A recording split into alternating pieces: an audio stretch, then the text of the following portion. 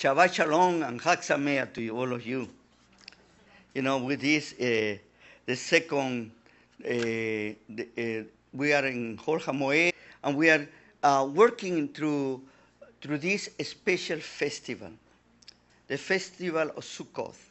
You know, this festival has so many names, and sometimes we have lost the meaning or the understanding. I call this festival as the ending and a new beginning, and putting all together as one. And we need to understand about this festival in two different ways.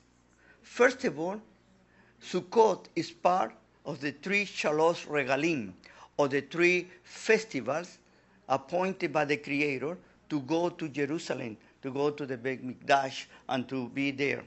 The second part it is that this is part of the three last festivals of the year, of the autumn festivals.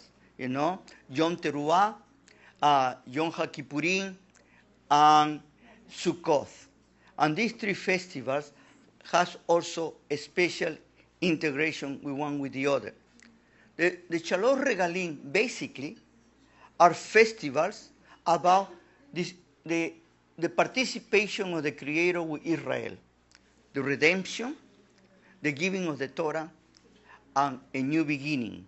You know, and the entrance to the promised land, the preparation, and also to remind us that we have lived in a very transient way, and He has been taking care of us.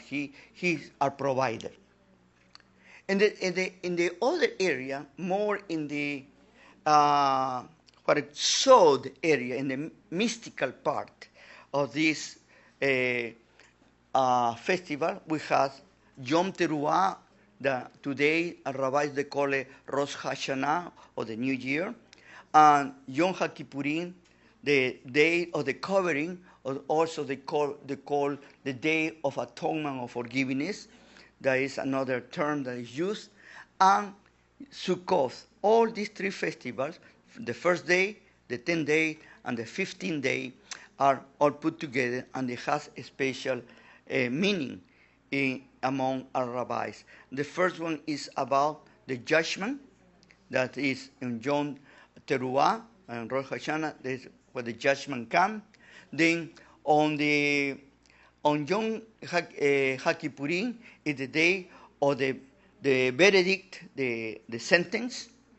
And on Sukkoth is the giving the final sentence. You know, on Yom HaKippurim, the only thing that we know that we have been judged. You know, they have been given the sentence. The judgment comes at the beginning of the year. The sentence is given on Yom HaKippurim, but the sentence is known at the end until Shemini Aseret. That is the extra day of this festival, and very interesting. That has the connotation is more, instead to be more with Israel, is the idea of the connotation is more spiritual. Okay. Now, Sukkoth by itself, the way that we have been reading, and this morning you put attention, you are going to see that it starts with the first day, we offer certain part or certain bulls. The second day, we offer 12, and then 11, 10, 9, 8, and 7.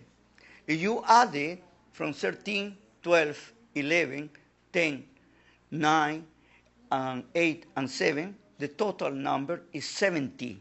70 bulls that are offered in this period of time. The number 70 is a magic number, if we can call it. It's called the universal number, and this number is for, that means that this festival is a festival of universality for the whole world, not only for Israel, but the whole world. And also give us a window, and this window is the window about Or Legojim, being a light to the world. You know, in Yeshayahu, Hanabi, the prophet Isaiah, he said, and this is going to be my house, that it's going to be called a house of prayer for all the nations. And we need to understand that it's always the desire that the Torah needs to be given to the nations.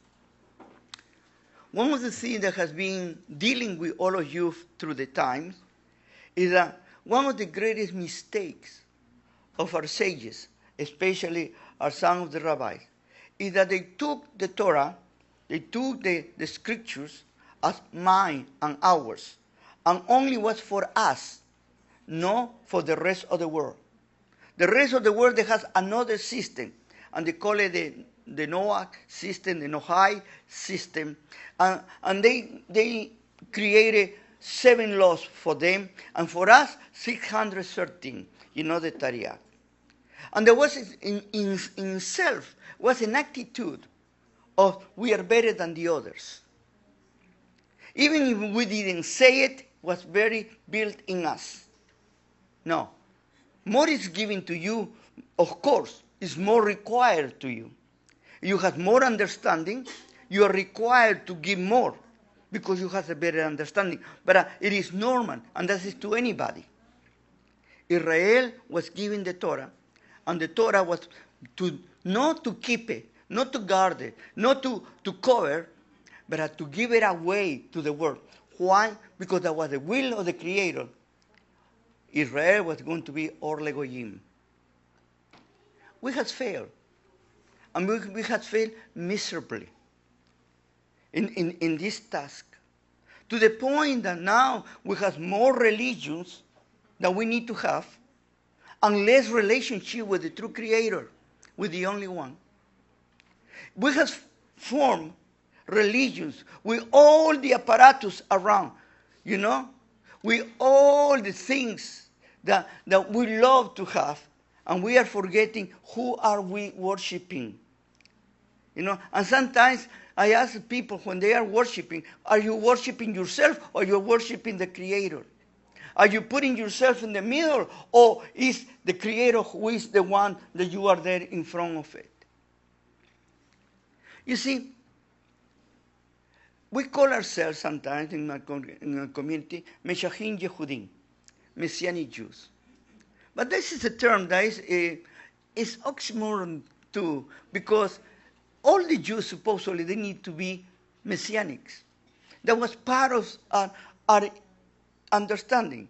The 12 principles that our great teacher Maimonides gave us, that I believe with perfect faith, and I believe in perfect faith that the Messiah is going to come. And if he doesn't come yet, I won't lose my faith. I'm going to keep it. The 12 principles. Ani ma'amin ve'emunah shelem. Maybe I have Shear. And it's part of us, the Jewish people. But what we did, we lost even the understanding about what really the Messiah was. And we have lost, and to the point that even among ourselves, we do not have a clear idea what the Messiah is, all about it. And depending which group do you come, or which group do you go, that you're going to accept this and that. And the Gentiles took this idea, and they made their own religion. And the only thing that doing that, what happened is, that created an antagonism between the rabbinical religion and the Gentile religion because of who the Messiah was, or is, or will be. And each one decided to make their own definitions. And the only thing that I saw between these two major religions was a reactionary attitude between both of them. If one say it's white, the other say what we say is black. If one say is high, the other say is low. If one say is wide, they say is narrow. They will define themselves contrary to what the other say. They didn't care if what they were saying was true or not. The only thing that they care, we are different. Because they were afraid to find many things that were similar. And they didn't want to compromise with anybody. And doing that, 2,000 years of fighting and losing battles for nothing. And the truth of the matter is that now we have two major religions, and a third one that came out later on, and each one is their own religion. And they have their own norms, and they have their own values. And all of them say in a unison, they say, we are the ones that have the right God. The others, they don't have it. Like you can own the Creator. It's the Creator who owns us, not us who owns Him. We belong to Him. He doesn't belong to us. We are His property. He is not our property. And here comes Sukkoth. To teach you how the Creator teach like He teaches to the children. He is going to give us a beautiful picture. And He's going to say, build up a little place, a hut. No a building, or something transitory. Why? Because all of you, talking about us, we are transients in this world. And we need to deal with our mortality, with our temporary status here on earth.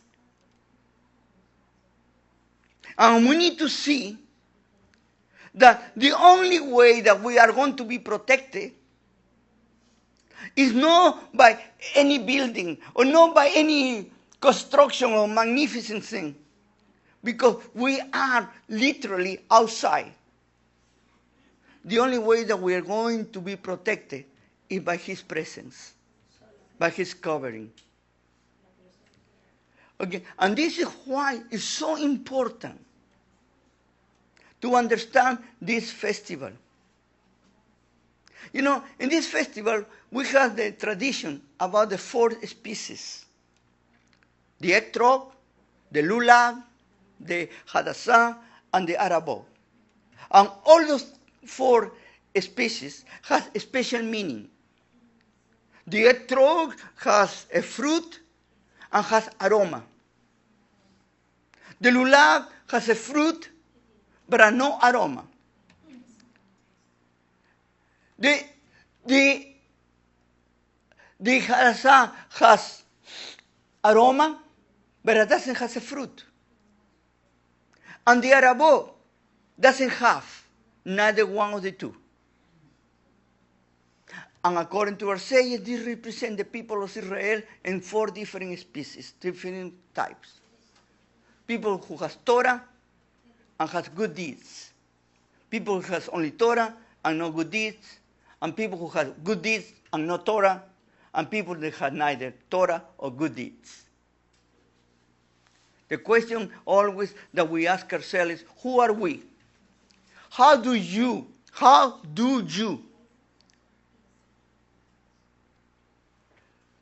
value, or how you say what kind of these 4 species represent you? Do you have Torah and good deeds? Or you have only Torah and no good deeds? Or you have only good deeds and no Torah? Or you have nothing? You see, let me give you an idea about the one that has only Torah and no good deeds.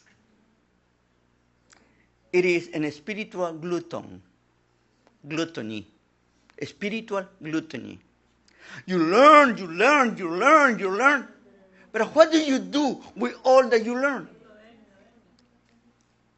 With whom do you share? that the most important thing is to share what you have received. Or there are people that has only good deeds, but not Torah.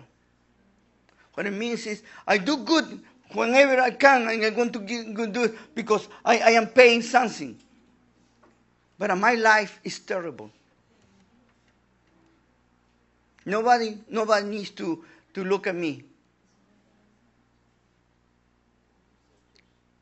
Or what about the one that doesn't have anything? What the great majority of the people of the world. The world was created for them, for their own use and for their own benefit, not to do anything for anybody else. And it's totally contrary to what the Creator teach about us as part of Israel, a part of being the selected people, the called by God. He has called us to do Torah and to do good deeds. He has called us to be ektrogs, all of us. How do you qualify yourself? How do you judge yourself?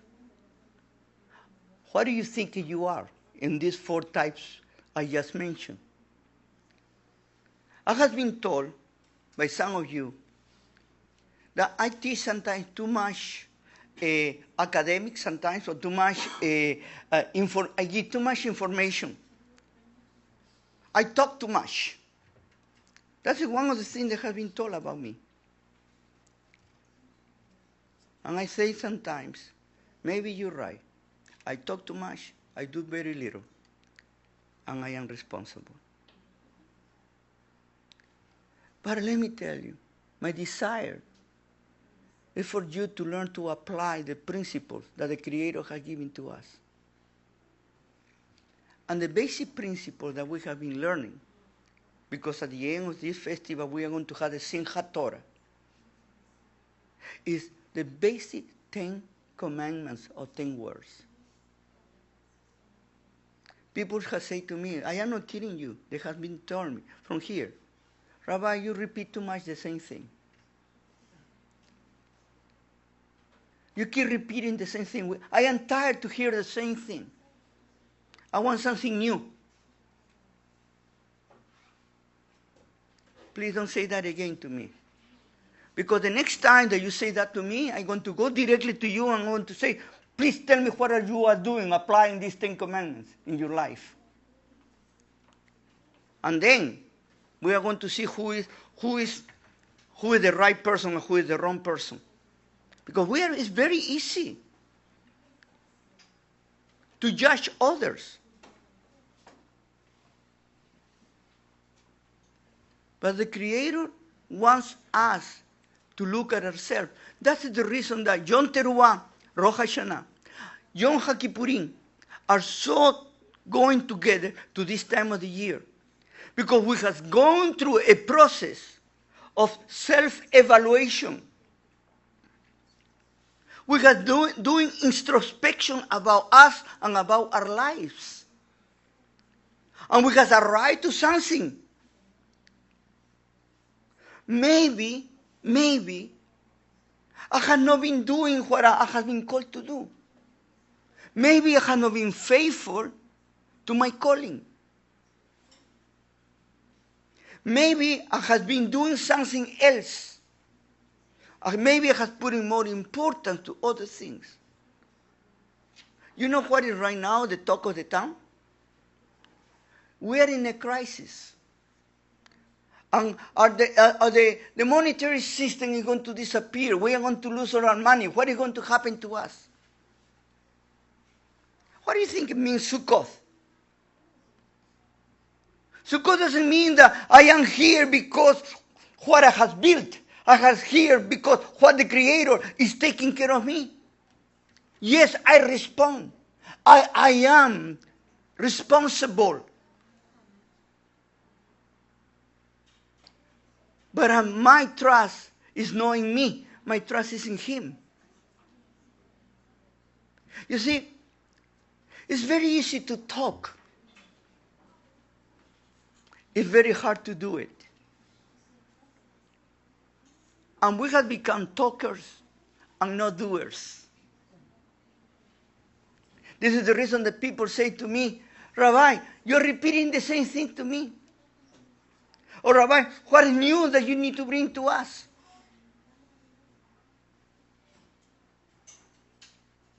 I need a magic concept, a hidden idea. Something very extraordinary that is going to make my mind blow up. What do you need to blow your mind? Well, you need to be active and doing what is right. You know, in the Torah say, do what is right before the eyes of the Creator. Do what is right before the eyes of the Creator. What means that? In a practical way. Many people ask me, Rabbi, I can do this, Rabbi, I can do that. Why you don't ask? You know, Rabbi Shaul, better known in Christianity as the Apostle Paul, says something very interesting in one of the very controversial books to me, but very interesting. What's about what kind of meat that we're going to eat? Do we eat kosher meat or we eat regular meat?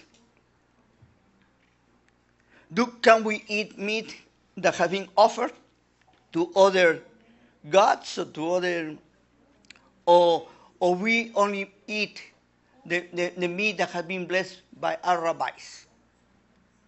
That's basically the locution about that, you know? What happens if I eat a meat that is not kashrut? Is that good or is bad? You know what was his answer?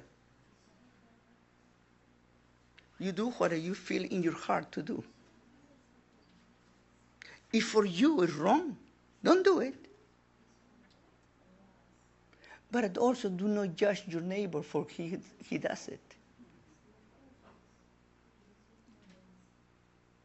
But what we are, I have seen people here. Oh, look at what he's eating. Oh, look at what he's eating. Oh, look at what is that. Here in our community. I have had situations in that somebody say to them, oh, don't give this to your children because this candy doesn't have the kosher symbol.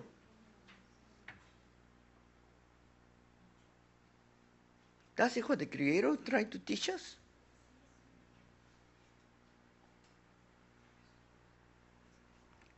Legalism is destroying us because it's making us to lose our capability to learn to trust in the Creator and to keep growing and doing things.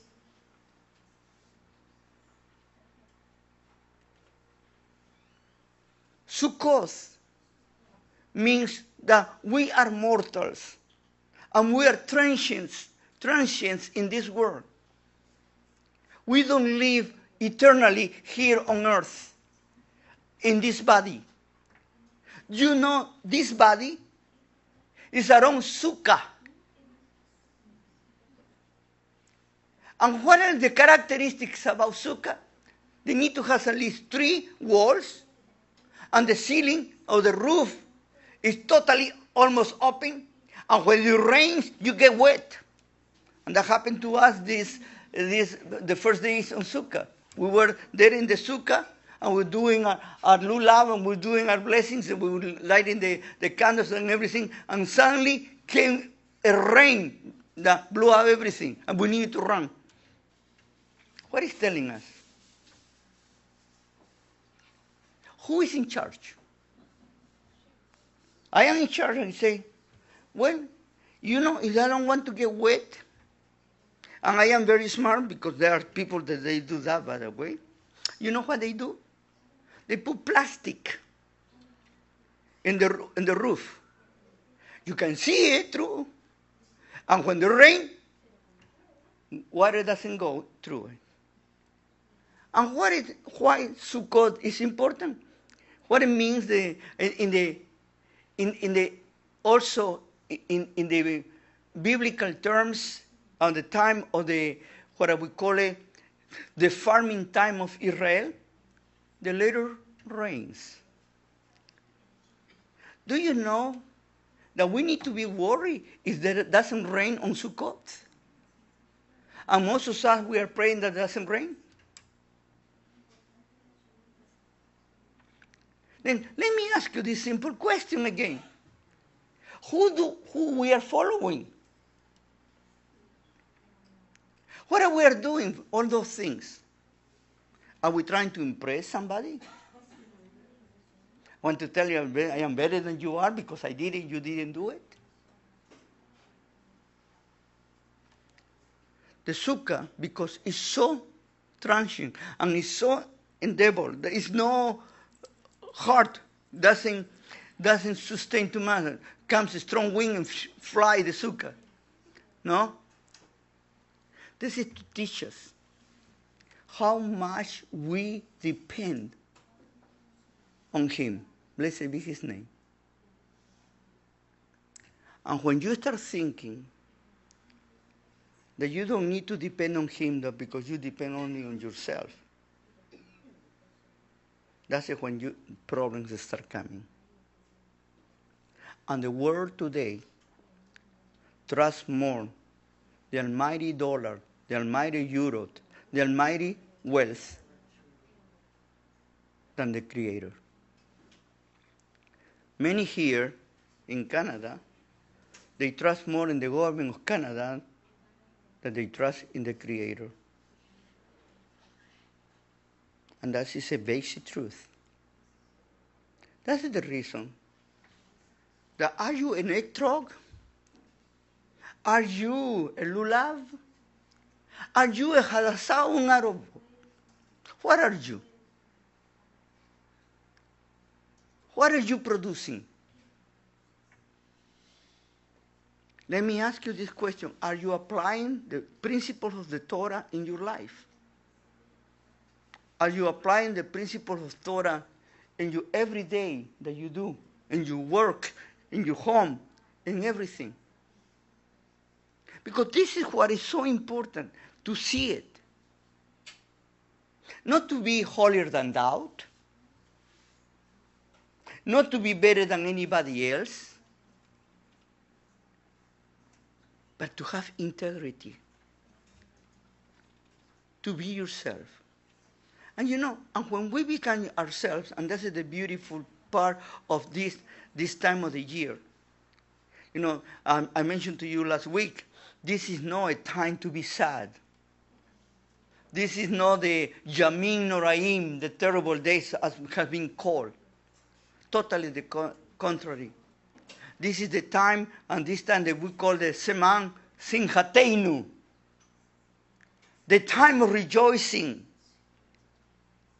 Why do we rejoice?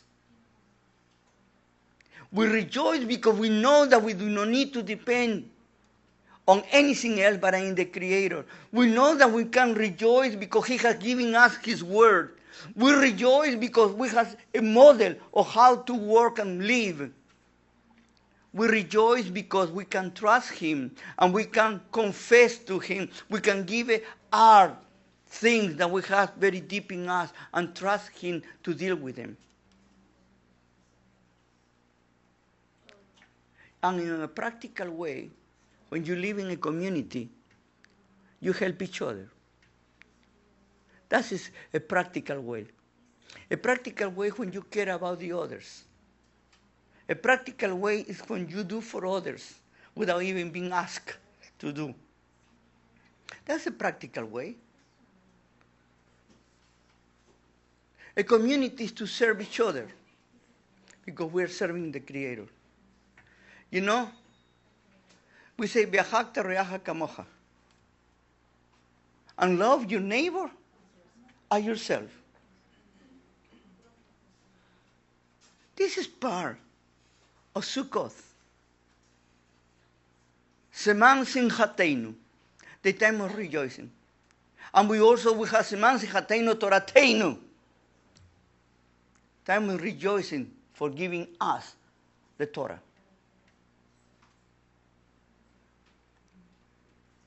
at the end, at the end of this coming week, we are going to have the opportunity to finish the reading of the Torah and to start a new cycle, a new beginning.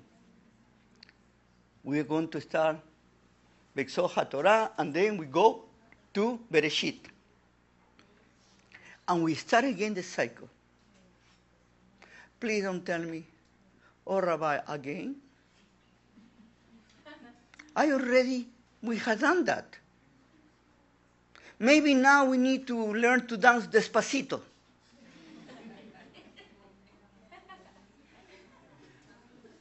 We need to do something different. Because this is the problem that we are having. We are not taking ourselves really serious enough to understand that each one of you, each one of us, we have been created in a marvelous way. And each one of us has a purpose in life. And each one of us, meanwhile, in this transient world, meanwhile we have life, we have responsibilities. And my existence and your existence has a purpose. Find it and use it for the right way. I pray at this time that when we continue this new year, because I call it this festival of transience, of formation, the ending and a new beginning. It's very exciting. Have you ever been in a graduation? Some of you recently have graduated. Some of you are going to go to graduate. You know what the beauty about graduation? That you say, finally, I finished this. But immediately, as soon as you say, finally, I finished this, what happened? You start again. And that's what is exciting. Start again. But you have an advantage when you start again. What is the advantage? That in the period of time that you have been, you have learned, I hope, something good things. And you have learned bad things too. And then you need to be prepared to select. You see, it's not your rabbi who's going to tell you, no, you're doing good. No, you are doing not good. Oh, good, you're doing great. No. As your rabbi, I'm not your cheerleader.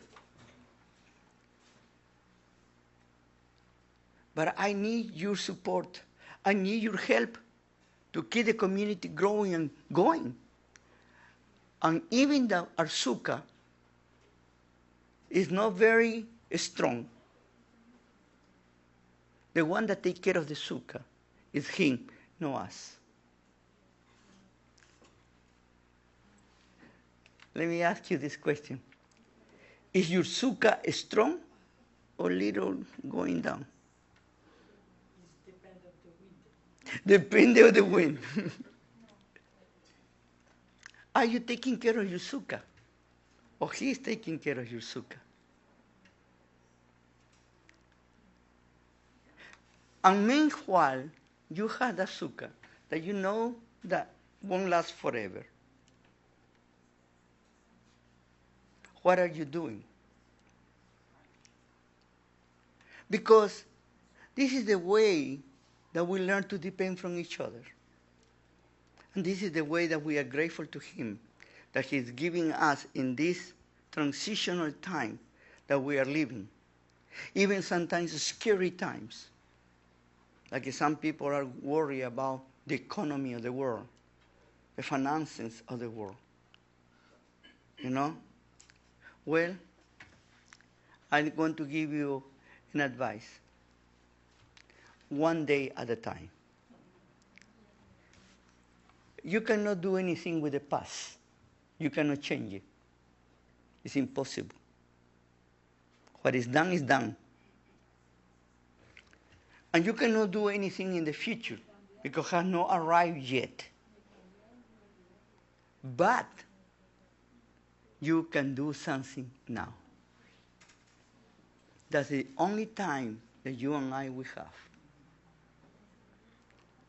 All depends what we do. Then, and this time of rejoicing, the 70 bulls that are given for the whole world. And we have been called to be Orle Goyim. And you do not realize how important you are in all this scheme. Because your mere presence here already means a lot. And you, wherever you go, you're going to be a little spark of light for others. That is a responsibility for this year, for a new beginning. Wherever you are in your job, you are in your school, you are with other friends, you are in meetings, wherever you are going to be a little spark. And your mere presence is going to indicate that our Creator is still working with His people. Siman Simchatenu is the time of rejoicing. Shabbat Shalom.